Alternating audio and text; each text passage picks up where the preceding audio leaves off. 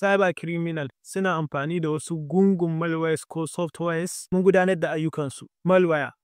Malware kamar wata bishiya ce ta guba waɗanda take da reshe kala-kala. Ana amfani da malware wajen satar bayanai, ƙwace iko da system ko device. Akwai ire-ire na malware wanda ake amfani da su wajen gudanar da ayyukan cyber criminal.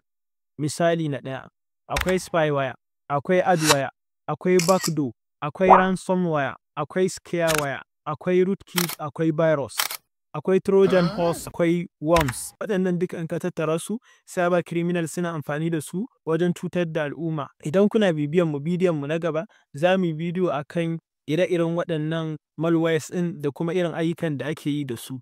Misali, ransomware ana amfani da shi ne wajen kulle kwamfutan mutum kuma a tura mai da saƙo cewa har sai ya biya kuɗi wani adadi na kuɗi, ko kamfani an kulle musu software ɗinsu har sai sun biya wani adadi na kuɗi kafin a saka musu wannan software ɗin nasu.